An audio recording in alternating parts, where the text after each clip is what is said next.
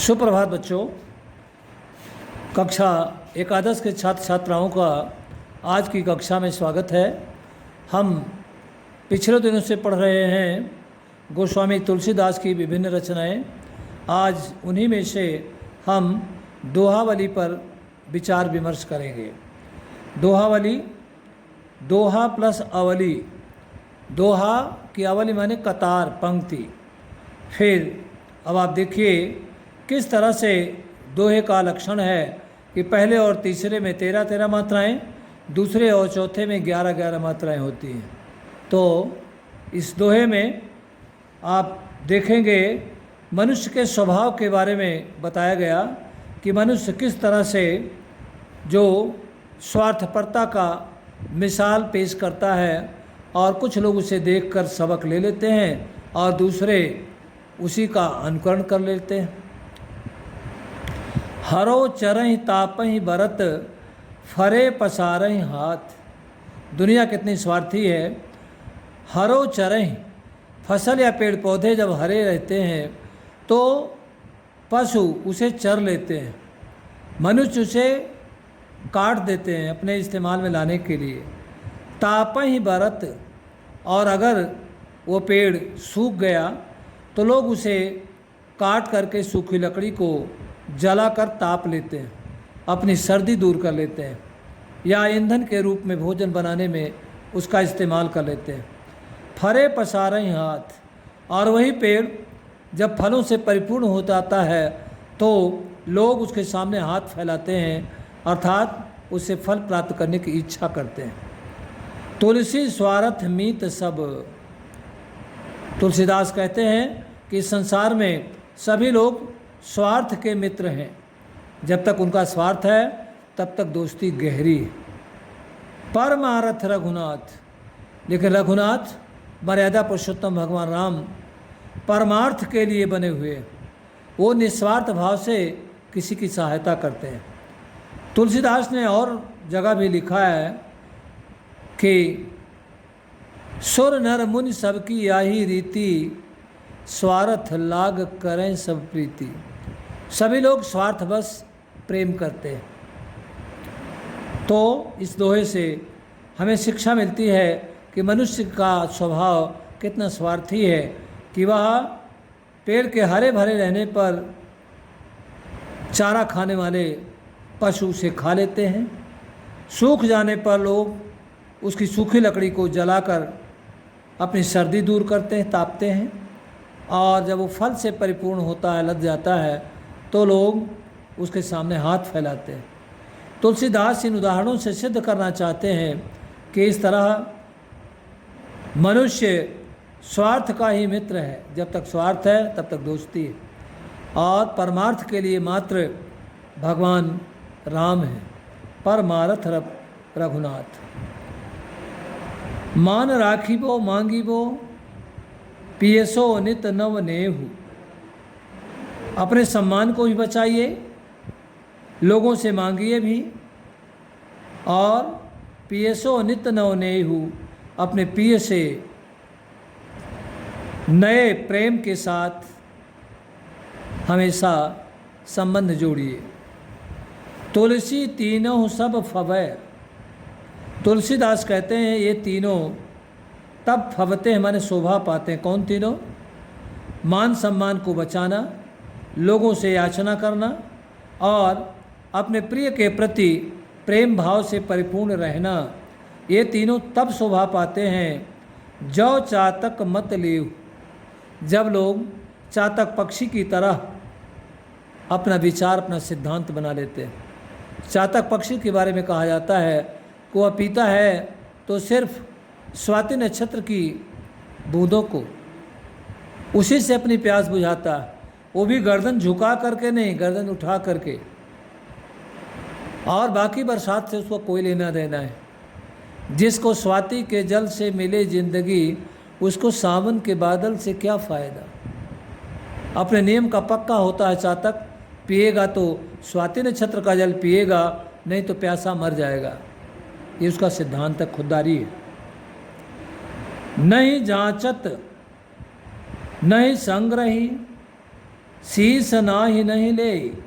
उसी चातक पक्षी के बारे में ये भी कहा गया, नहीं जाचत, याचना नहीं करता भिखारी की तरह मुझे दे दो दे दो दे दो। नहीं संग्रही, और जिस चीज़ को मांगता है उसका संग्रह भी नहीं करता, उसको इकट्ठा भी नहीं करता। शीस नाई नहीं ले, और सिर झुका करके नवा करके उसे ग्रहण भी नहीं करता। ऐसे मानी मांग नहीं को बारिद बिन दे। कहते हैं ऐसे मानी मांग नहीं। जो स्वाभिमानी पुरुष हैं वो उसी चातक पक्षी की तरह अपनी मांग रखते हैं, मांगते हैं। को बारिद बिन दे, और वारिद माने बादल, और कोई भी पानी देता रहे उससे चातक को कोई लेना देना नहीं। अब आगे ऐसे लोगों पर व्यंग्य है जो एक दूसरे की देखा देखी करके उसके रंग में रंग करके अपने को वैसा महान दिखाने की कोशिश करते हैं, उन पर व्यंग्य है। चरण चोच लोचन रंगी। चरण माने पाँव को, चोंच को मुंह को, लोचन माने नेत्रों को, रंगी माने रंग लिया। चली मराली चाल। मराल माने हंस, मराली माने हंसनी, और हंस और हंसनी की चाल चलने लगे। लेकिन कब तक? जब नीर क्षीर मिले हुए नीर क्षीर को अलग करने की बात आएगी तब पता चल जाएगा कौन बगुला है कौन हंस है। नीर क्षीर विवरण समय, नीर क्षीर को अलग अलग करने के समय बक उधरत तेह काल। बक माने बगुले की उसी समय हकीकत या पोल खुल जाती कि वो बगुला है, हंस नहीं है। क्योंकि हंस अपना रंग बगुला अपना रंग बदलकर हंस की तरह अपने आप को पेश कर सकता है, लेकिन नीर क्षीर को अलग अलग करने का सामर्थ्य उसमें नहीं होता। जब वो सवाल सामने आएगा तब बगुले की पोल खुल जाएगी, अर्थात बगुला हंस अपने को साबित नहीं कर पाएगा। आप कह सब भलो, अपने कह को कोई। आप माने स्वयं को हर कोई भला कहता है, अपने कह कोई कोई, लेकिन अपने जैसा दूसरों को भला कहने वाले कोई कोई होते हैं। तुलसी सब कह जो भलो। तुलसीदास कहते हैं कि जो सबको भला कहता है, अच्छा सोचता है, सुजन सराही सोई। सज्जन लोग उसकी सराहना करते हैं। अर्थात सिर्फ अपनी बड़ाई नहीं करनी चाहिए बल्कि दूसरों की विशेषताओं का भी लोगों के सामने विस्तार से वर्णन करना चाहिए। ग्रह भेषज जल पवन पट, पाई कुजोग सुंजोग। ग्रह औषध माने दवा, जल माने पानी, पवन माने हवा, पट माने वस्त्र, संजोग और कुजोग गलत और अच्छे लोगों की संगति प्राप्त करके होई कुवस्तु, कभी उपेक्षित हो जाते हैं, कभी जग सुवस्तु, कभी संसार के लिए उस सुवस्तु बने अच्छी वस्तु बन जाते हैं। लखई सुलक्षण लोग, अच्छे लक्षणों वाले लोग इसी तरह या इसी मत के हिमायती। जो मुनि समुझी अनीतिरत, जागत रहे जो सोई। जो सुनि समुझी, जो जानबूझ करके अनीति के मार्ग में रत रहता है, लगा रहता है, उस पर चलता है। जागत रहे जो सोई, वो जागते हुए भी सोता रहता है। वास्तविकता को जानते हुए भी उसे समझने की कोशिश नहीं करता, वो जागते हुए सोने के समान। उपदेशिबो जगाइबो, तुलसी उचित न होई। उपदेश देकर किसी को जगाना, सावधान करना, तुलसीदास कहते हैं कि यह उचित नहीं होता। बरसत हर्षत लोग सब, कैसे बादलों के द्वारा वर्षा करने पर सभी लोग हर्षत माने खुश हो जाते हैं। और करसत लखै न कोई, जब सूरज अपनी किरणों से पृथ्वी का पानी अवशोषित करके ग्रहण करता है, लेता है, तो कर्षत माने उस पानी को खींचते समय सूर्य को कोई नहीं देखता। तुलसी प्रजा सुभागते, तुलसीदास कहते हैं कि प्रजा को सौभाग्य से ऐसे राजा मिलते हैं जो सूरज की भूमिका निभाते हैं। सूरज की भूमिका क्या है? सूरज अपनी किरणों से पृथ्वी का थोड़ा सा जल कर के रूप में, टैक्स के रूप में ग्रहण करता है और बड़ी बारिश करके उसका कई गुना पृथ्वी को वापस कर देता है। तो राजा लोग अपनी प्रजा से थोड़ा सा कर ले करके उनके भलाई के कामों में ज़्यादा से ज़्यादा पैसा, धन लगा देते हैं। उनकी तुलना भगवान सूर्य से की गई और ऐसे राजा सौभाग्य से ही मिल पाते हैं। दो दोहे अगले पेज पर हैं और देखिए इनको। हाँ, मंत्री गुरु अरु वैद जो प्रिय बोलहि भय आस। मंत्री, किसी राजा का मंत्री, गुरु और वैद्य माने चिकित्सक अगर भय के कारण प्रिय बोलते हैं कि जिससे हम बातें कर रहे हैं कहीं नाराज ना हो जाए, अगर ये भय के कारण प्रिय बोलते हैं तो निश्चित रूप से राज धर्म तन तीन कर हुई हैं बेगहिनाश। तो अगर ये भय के कारण प्रिय बोलते हैं ये तीनों, तो तीन चीज़ों का तेजी के साथ विनाश होता हो। क्या है? अगर मंत्री सही जानकारी राजा को सही रिपोर्ट नहीं देगा तो राज्य का शीघ्र नाश हो जाएगा। गुरु अगर डर के मारे धर्म का सही स्वरूप नहीं बताएगा लोगों को तो धर्म का नाश हो जाएगा। और वैद्य यदि डर के मारे बीमार को बीमारी का स्वरूप नहीं बताएगा सही रूप में तो उसके शरीर का विनाश हो जाएगा। इसलिए मंत्री, गुरु और वैद्य को भय के कारण प्रिय नहीं बोलना चाहिए बल्कि वास्तविकता से रूबरू कराना चाहिए। तुलसी पावस के समय धरी कोकिलन मौन।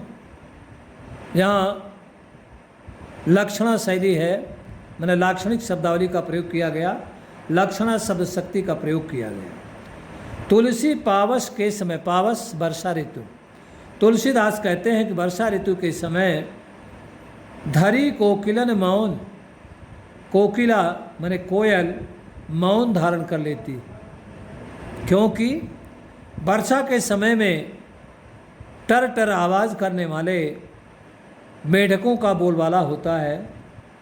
हमें पूछिए कौन, कहते हैं कोयल कहती है उसमें हमें कौन पूछेगा, अर्थात हमारे प्रति लोग मुखातिब नहीं होंगे, हमारी बातों पर लोग ध्यान नहीं देंगे।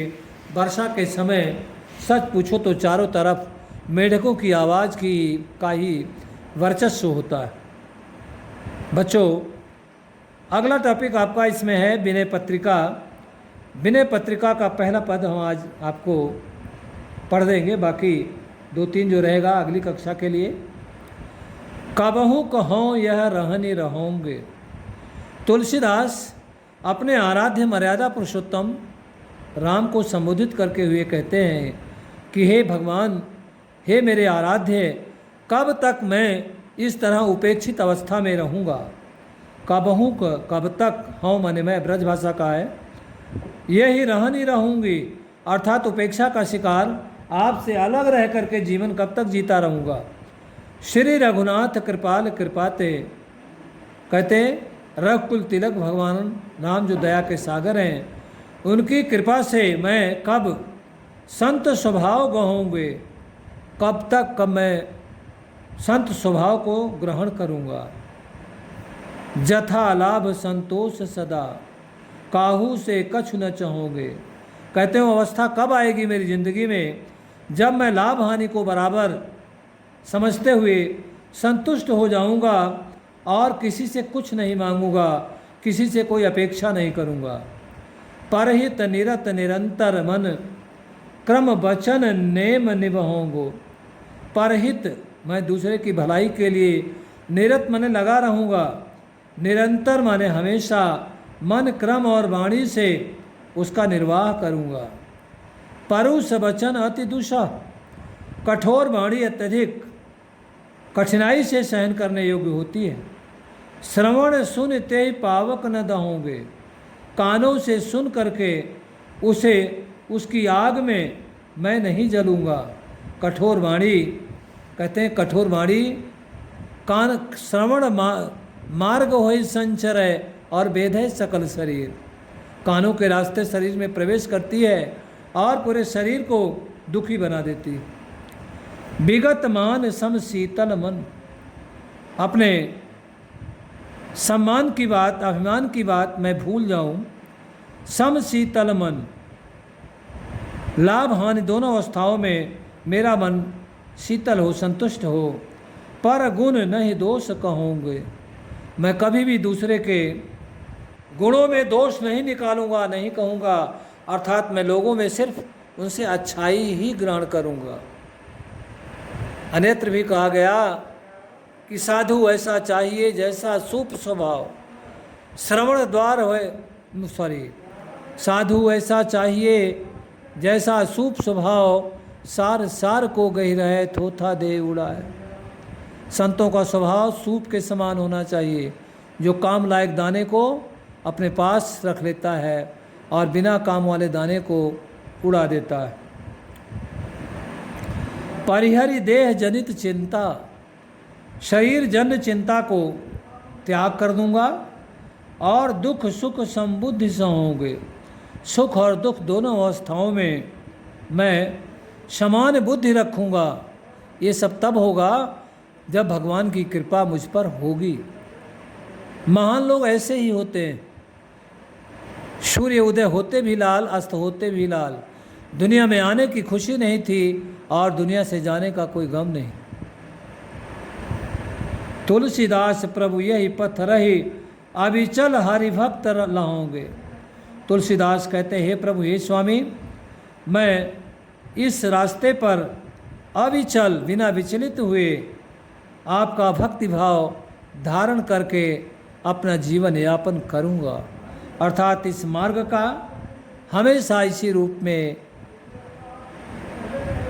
ग्रहण करूँगा।